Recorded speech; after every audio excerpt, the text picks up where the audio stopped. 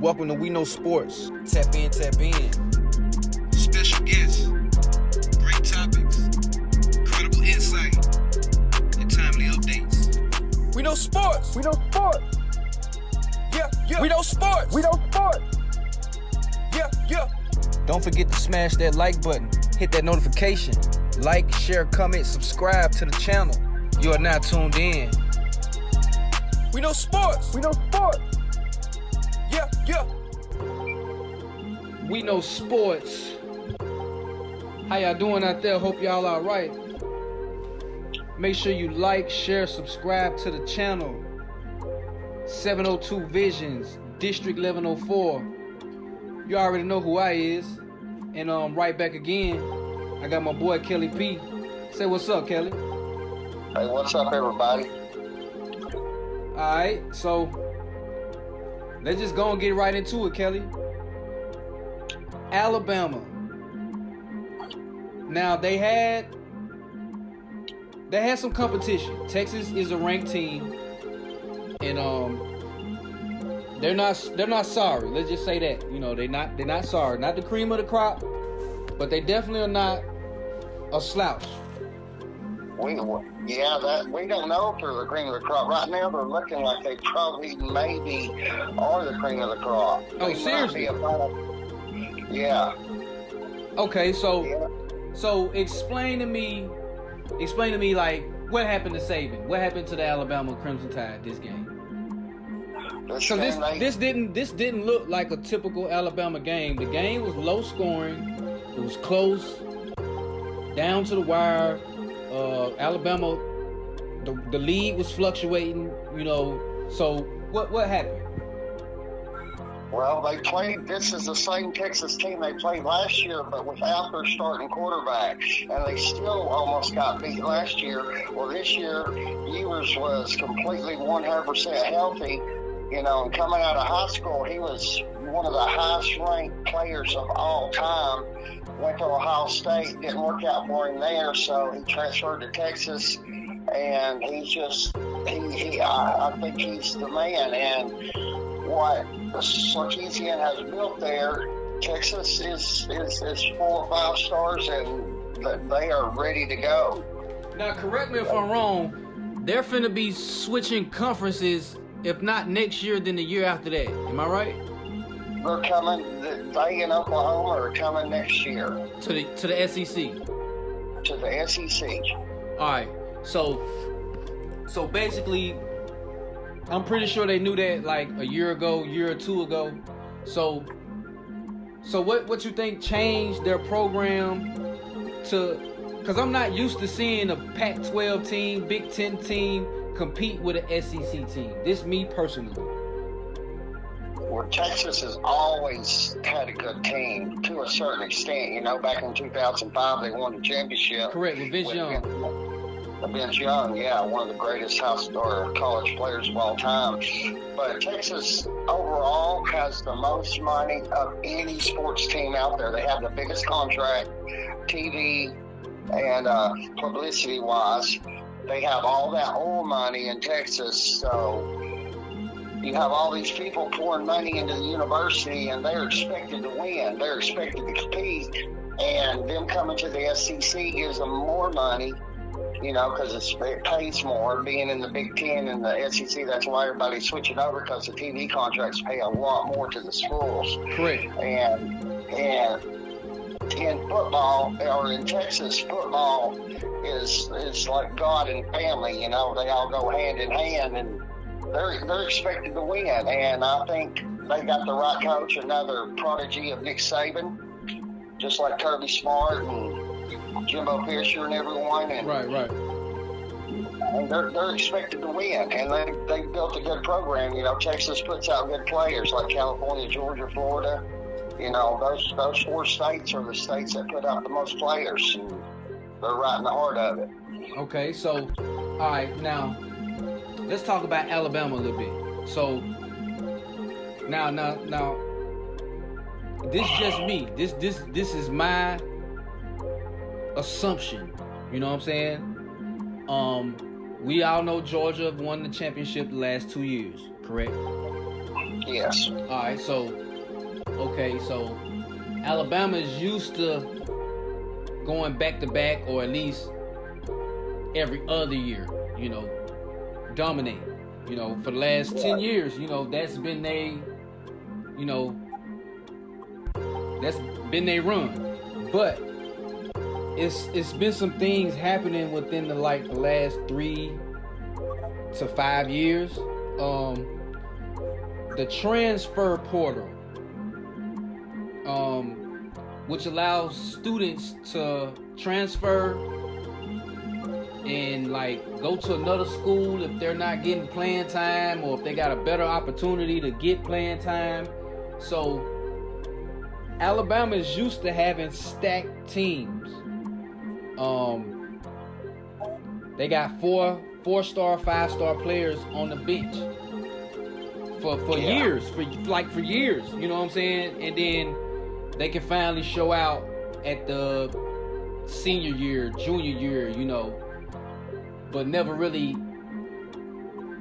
just come out the gate playing. And these are 4-star, 5-star players that can start any other place. So is this what we're seeing from Alabama, being that the transfer portal is active and open? We seen what Deion Sanders was able to do in that same transfer portal. So has that hurt Alabama, or is just they time to come off the throne? I just think the way football is realigning and everything's coming together, there's more teams to compete now. That's just like, Deion was able to flip his whole team. You got Texas coming up. They out of the transfer portal got A.D. Mitchell, who caught the game-winning pass against Alabama year before last for Georgia. Now he's gone to Texas, and he beat Alabama the other day twice in the fourth quarter with 2 touchdowns. And he came out of the transfer portal. But what I think's happening is Saban maybe have lost his edge a little bit. He's getting a lot older, and all these other teams are just as good, and some of them even better than Alabama now. I just think it's a more even playing field now. Any team can beat any team and put together a team to beat the other team. You know what I mean? Right. So it's more parity. It's more parity in the league instead of just Saban dominating. Everybody wanted to go to Alabama just to, win a championship and, be a part of winning. But it seems like now, they transferring and they going somewhere where they can play as they should. Am I correct on that? Am I reaching? No, you're exactly right.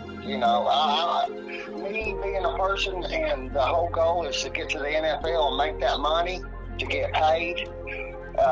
You want to go where you're going to be able to shine, And if you're not getting your playing time, or that person's lost their edge, or like I said, the playing has been spread out a little bit more. You got Georgia, Ohio State, Michigan, USC, Texas coming up now.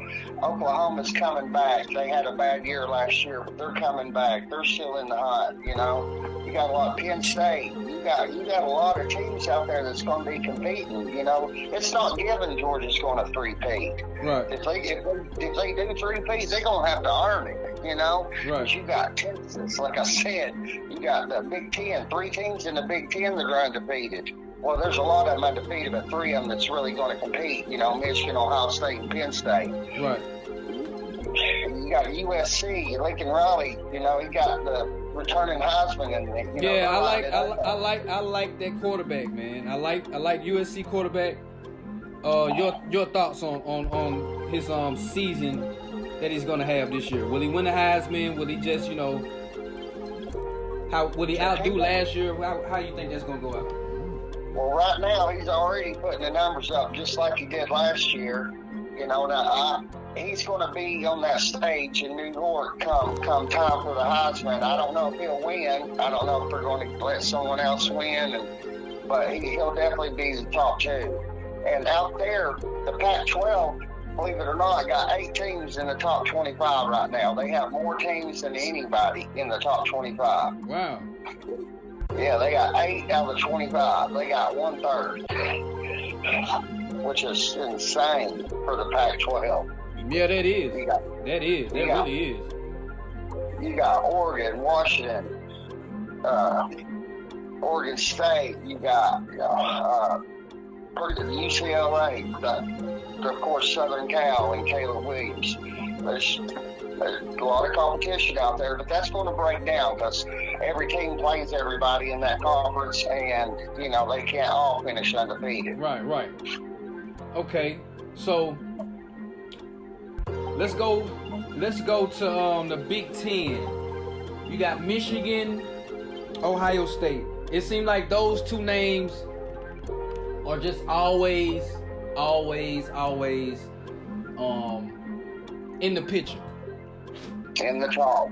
And they're talking this year, you got Penn State, who's got a better team than they did last year. They were good last year. There are only 2 losses coming to Ohio State and Michigan, but I think they got something at least for Ohio State. Ohio State's quarterback situation, they just had C.J. Stroud, who took Georgia to the very last second of the game last year in the Peach Bowl. This year, they don't have that quarterback. They don't have that dynamic. Right. So I think Mr. Franklin, he's the head coach of Penn State. He come from Vanderbilt. I think this year he's got his team set up to beat them. They put out good players up there. Michael Parsons for Dallas, their best defensive player. Well, linebacker anyway, edge. He come from Penn State. Penn State puts out good players too. Okay. So, I didn't know Michael Parsons came from Penn State. Oh yeah. Okay. Penn State always had a good team. That was my grandfather's favorite team, and I remember them going undefeated. This is back before the BCS and stuff, but they went undefeated, had a perfect season, and still finished second in the rankings because Nebraska. That was the Nebraska era, right? And Tom Osborne had an undefeated season as well, and they got the championship because that was the AP poll, and the press got the vote for the champion. So it's kind of paper champion. Okay, so, all right. Now, the SEC. Now, if Alabama ain't what we think it is, or... LSU's out now, pretty much. It looks like Georgia is gonna go straight to the top. If Alabama don't do nothing, that's just one loss. I ain't gonna count them out, because Alabama could probably win out, possibly, still, and come out with a good record. And that first loss won't be, too bad. Alabama can still get in the playoff with a loss.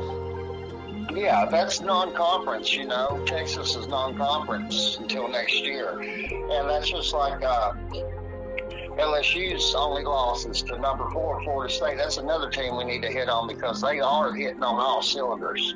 LSU? No, Florida State. Florida State, yes.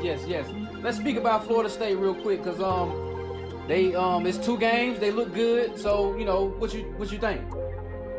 They are up to number 3 in the poll. They took Alabama's place. They were number 4. This week, they have a big game, the biggest game of the year. They'll be playing Clemson. Okay. That is a big game. So, I'm sorry. It's week after next when they play Clemson. They play Boston College this week. Okay. But that is their biggest rivalry in conference. North Carolina's also doing well, but they kind of sputtered to a victory last week. But I think their wide receiving corps, just like USC and Texas, they have a good set of wide receivers, and they have a good quarterback. They got a 5th-year quarterback, right? And I think Mr. Wilson's going to be able to take them to the playoffs. Is my opinion. Okay. So I believe in Florida State. Florida produces, good players. So even though they're not in the SEC, they're still, I think they still got that quality of play in the ACC. Yeah. Especially specific teams, you know, and Florida State is one of them. But like, the way the polls look now, that top 10, will that top 10 stay the top 10 and just the bottom fluctuate as a team get beat here or a team win here? How much parity is in that top 25? Well, see, week after next, week 4, you have Ohio State and Notre Dame playing. That's the number 16 versus the number 19. This is week 4, not this coming weekend, but the next. Right. And this weekend, I don't think there'll be much change. But come week 4 and 5, you know, that's when they start doing the more interconference stuff. Right. And I think there's going to be a lot of change. You know, you got Ohio State playing Penn State. Like I said, Penn State's my team to beat. And Michigan, who is very good. They have a great running back, and they have the best. Them and Georgia have the best O-line. That's how they, you know, get those good running backs to come there. Yeah, they got a good, you know, someone that can protect them, and they got a good backfield.